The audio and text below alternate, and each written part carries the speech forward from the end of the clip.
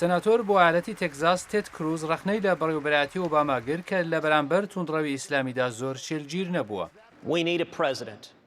ئێمە پێویستان بە سەرۆکێکە کە لە یەکەم بەرپرسایەتی فەرماندەی گشتی هێزەکانی چەکداری تێبگات تا ئەمریکا پارێزراو ڕابگرێت. ئەگەر بە سەرۆک هەڵبژێردرێم ئێمە تۆریستان ڕاودەنین و دەیان کوژین. ئێمە داعش لە ناو دەمین پێش ئەوەی هێرشمان بکرێتە سەر پێشیان پێدەگرین. سەناتۆر مارکۆ ڕۆبیۆ جەختی کرد ئەگەر ببێتە سەرۆک خەبات لە دژی ئەو کەسانە دەکات لە نێو خۆی وڵاتدان و هەڕەشە لە وڵاتەکە دەکەن. هێرشبەرەکەی سان برناردینۆ ئەمریکایی بوو، لەو وڵاتەدا لەدایک بووە و گەورە بووە، مناڵێک و 14 کەسی کوژراوی لە پاش خۆی جێهێشت. دانۆڵد ترامپ دەڵێت ئەگەر ببێتە سەرۆک بۆ ماوەی کاتی ناهێڵت موسڵمانان بێنە وڵاتەکە و 11 میلیۆن پەناخوازیش دەگەڕێنێتەوە وڵاتەکانیان.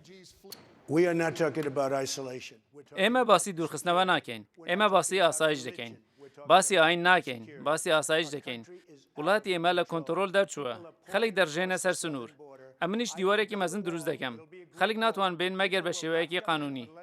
بەڵام جیب بۆش کاندیدای دیکەی سەرۆکایەتی بەرهەڵستی ئەو هەڵوێستەی ترامپ و کوتی کوردەکان موسڵمانیشن و شەڕی دژی داعشیش دەکەن.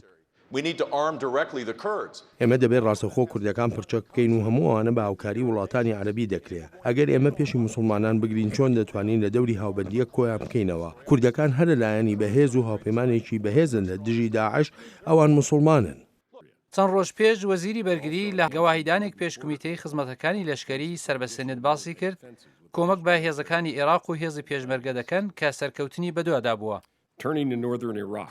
سەبارەت بە باکووری عێراق هێزەکانی پێشمەرگە بە یارمەتی هێزی ئاسمانی ئەمریکا و هەروەها ڕاوێژکاران توانیویانە شاری شەنگال بگرنەوە و توانیویانە پەیوەندی نێوان مسڵ و ڕەقەتێک بدەن کە دوو شاری هەرە گەورەی ژێر کۆنتڕۆلی داعشە. لە شوێنی تری عێراق 3500 سەربازی ئەمریکایی لێ و لە چەندین شوێن پشتیوانی لە هێزەکانی ئاسایشی عێراقی دەکەن. چەند ڕۆژ پێشی جان مەکەین سەرۆکی کمیتەی خزمەتەکانی لەشکری سنەتی ئەمریکا ڕخنەی لە بەڕێوەبەرایەتی ئۆباما گرت کە بە پێکنهێنانی ناوچەیەکی پارێزراو بۆ پەناخوازان و خەڵکی سووریا کارەساتی مرۆڤایەتی خۆڵقاوە لە دەمێکدا بەشار ئەسەد بە بۆمبی بۆشکەی خەڵک دەکوژێت. ئەو ڕەوشتی پێشومان و ئەو وڵاتە یەکگرتووەکانی جاران وەکو نەریت لەکوێیە. ئێمە دوای ئەوەی چوونە بوسنیا کە 8,000 کەس لە شەری ئەتنیدا کوژرا، ئەو پیاوە 240,000 کەسی کوشتووە و هێشتا بوو وڵاتێکی هەرە بەهێز وەکو ئەمریکا کارێکی گەلک سەختە کە هەرێمێکی پارێزرا و لەسەر ئەرد دەمەزرێنێت. وێ دەچێت کە گۆڕان بەسەر ڕێبازی ئەمریکا لە پەیوەندی شەڕ لە دژی داعش و هەروەها مەسەلەی پاراستنی سنوورەکان و ئاسایشی نێوخۆی وڵات پێک بێت. بەسراوەتەوە بەوە کە کام لە کاندیداکان لە هەڵبژاردننی سەرۆکایەتیدا سەرکەوتن وەدەستدێنن. سەلاحی پیرۆتی، دەنگی ئەمریکا.